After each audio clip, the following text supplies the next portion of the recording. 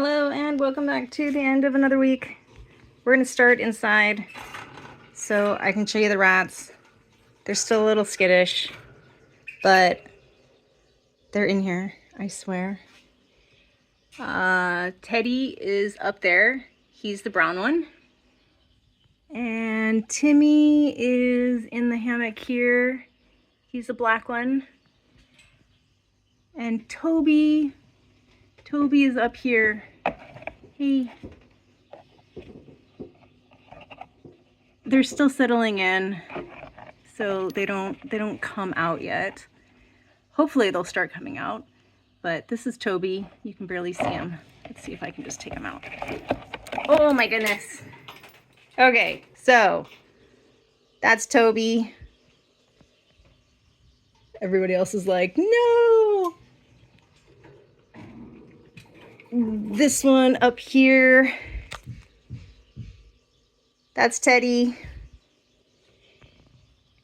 And Timmy is the most timid. He's probably like behind this litter pan now because he's on to me.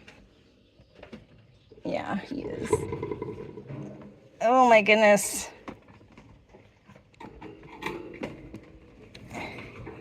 Okay. And this is Timmy. So those are the rats that I got. They are all boys from the same litter. Basically, somebody had gotten 2 girls and one was pregnant. So they only had 7 babies, and of the 7 babies, only 3 were boys. So since I prefer the boys, I took all 3 boys, and I actually found out that apparently out here, the boys are more popular than the girls, whereas when I was doing rescue for ratty rats, that was not the case. It was definitely the case that girls were adopted out faster. So, as you can see, holes were not done. In good old French fashion, we agree on something and then things change. So the grass is getting tall again, and I may need to convince Francis to weed whack before Philippe comes out and does the things. I don't know, but they're there. They're still on ice.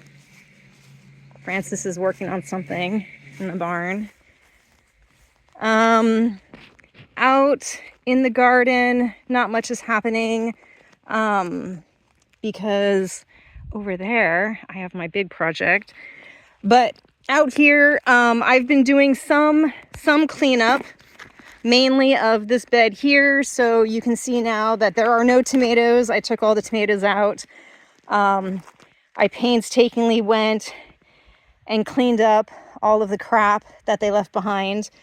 So some of these plants really aren't doing well. Like this was my Japanese aubergine, which like we've gotten 2 fruits off it, but it just didn't really do well. But these other aubergines are the ones that I planted last year, and they've been producing like quite a few. We have a bunch in the house and still more out here. This is a round zucchini that I bought from a store, and then it like never really grew. It grew some leaves and that was it. So not sure what happened to him. I've been harvesting all of these Susi calendula flowers because I'm actually going to try to make my own like flower liquor. I've made liquors in the past using stuff. And they've turned out pretty good. So for whatever reason, like I had all these flowers, and originally I was drying them to use as like teas and infusions and things like that. But then I was like, oh, that'd be really cool if I can make a liquor out of it. So we'll see what happens with that. That's kind of a project. This is the bed that got planted late. It is a swamp. It is a squash swamp. Down here, we're still getting a few of the last zucchini, and you can see over here Ooh, there's another there. You can see over here we have some of my pumpkins. So those are the kabocha pumpkins that I really like. They're kind of like butternut, but I think they're actually sweeter. So we have two here, and there's another one in there, and there may or may not be more in here. I'm not going to take you back in there, but like when I was going back in there, there's actually some animal that dug a big hole and I think damaged some of the roots, because I noticed that some of the squash vines, pumpkin vines, were starting to die back, as well as some of the beans. But who knows? My cabbages are in there, but since we already have a cabbage in the fridge that we haven't eaten yet, I haven't even harvested those. Everything else is still kind of on ice. I'm filling up this bed with just all of the crap that's come out of these beds, because why not? And basically at this point they're ready to be filled with dirt. But that takes a while and it's expensive, because I either need to dig it up from somewhere or we need to bring it in, and generally that's expensive. But not the direct neighbors, but the neighbors at the very end have a whole pile of horse manure that they've offered me. I just need to figure out how to get it from over there to over here, because I don't have a trailer or anything. However, the middle neighbor between us and them has a bunch of tractor equipment, and at least at one point had offered that he could just basically use his tractor and do a couple of loads and just dump it up in here. So I need to go down and talk to them and see if I can actually make that happen. This is my project for this week. It's taking way longer than I had expected. But it is going to be the enclosed chicken run. Pro tip, don't leave your instructions out in the rain. I did that and they were destroyed, and that makes putting this thing together very difficult. So I did manage to figure it out with the help of Francis. So it's up. I've started like trying to predator proof it. So what I'm doing is I have the hardware cloth, and it basically goes like a foot on that side and 2 feet on this side. And then it came with this chicken wire. So I'm putting the chicken wire on, but I think I'm also going to do another set of this thinner, or this hardware cloth, at least along the lower section, to avoid things basically going through these gaps. To the best of my knowledge, we don't have anything like raccoons here. That would have been, like in California, that would have been my number one concern, would be those little trash bandits. Because yeah, I've heard that they can basically just like rip this open, no problem. So to be honest, I don't know what we have here. I know we have badgers, and I know we have weasels. I don't think a weasel would actually eat a chicken. I think a weasel might eat the eggs. And then I know we have a bunch of burrowing things. I do know we have snakes as well. But again, I think the snakes would eat the eggs versus the chickens. So yeah, it's not done. So it's not much to look at, and you can't even see the chicken wire that I put on there. There isn't chicken wire here. I've only managed to get the frame up and get the lower section of predator proofing, and then basically I started here at this panel and I'm doing the first wrap, so I've gotten to about there with the chicken wire, and obviously the chicken wire will go all the way around, And then I hope, I mean, supposedly the roll that they gave me is enough to also do the roof, but we'll see. I'm always dubious. So we'll see what happens with that. Once that's done, the idea is basically we'll put a post, one of these PKs. We'll put a wooden PK here in the corner and another one about here. And so there'll be a gate that goes into that section. And then we'll go ahead and finish a line of the fencing along here. And so the idea is that inside of here will be an actual chicken house that they will be in at night with an automatic door that will let them out in the morning, because for those who know me, I am not a morning person. So I'm not waking up early to let the chickens out.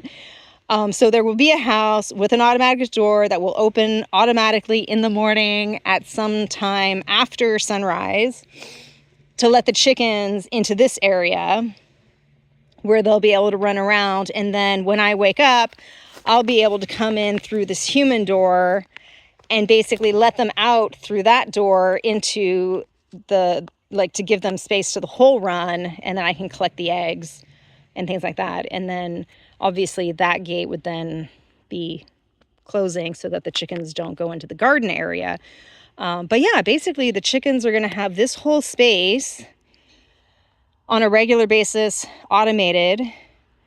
And then that space to run around in during the day, which won't have a cover. And I know we have hawks, so I might rethink that. I am like super paranoid about something coming and killing the chickens. But the idea is that this will be an enclosed space. This will be an open space, but that gives them like a ton of room to do their thing. And then I'm actually thinking up in that area to start like a chicken assisted composting system. So we'll see what happens. I mean, basically it works like anything else where you like put all your scraps in one spot and then the chickens do their thing. And then you move, like after a week or 2 weeks, you move all that to slot B where the chickens keep doing their thing. And then you put the new scraps. And then like by the time it gets to like slot whatever, it's pretty much turned into compost. And then you can put it out in the garden. But folks do it and it seems to work. We're not going to have a ton of chickens, so I'm not sure how practical it is for us. But at least it'll give them something to do. And I like the idea of having happy chickens. What else? I think that's it for this week. I'll throw in some photos of the bedroom because we did get some art put up on the walls. I introduced you to the rats. And yeah, so hopefully we might arrange for Philippe to come and do the orchard holes.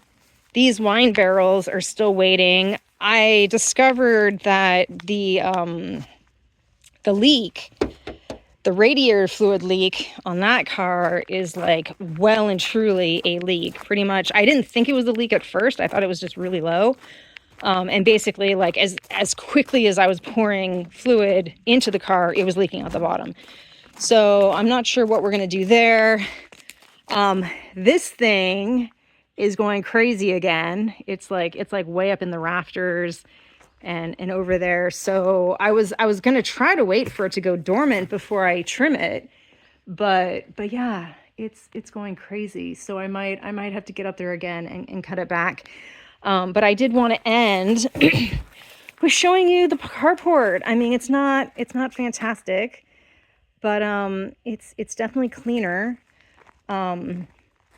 This is all stuff from the remodel that we have to take to the dump.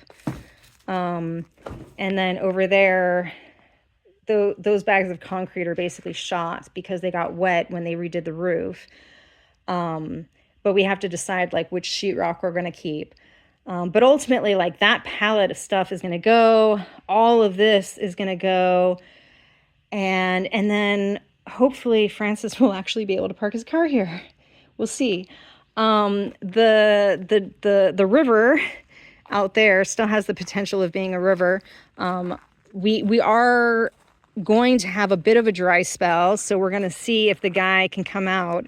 If you don't remember, basically when we had the septic done, they had to dig all the way down there, and they did backfill it, but then we had a bunch of rain, which basically washed all the water out. So there's like a big hole, and so they're gonna have to like do something to reinforce the cliff over there, so that we don't lose the dirt again and then bring in more dirt to fill, because there's basically like a little ravine here. But yeah, things coming. I have no idea. I'm playing with the rats a lot, trying to socialize them.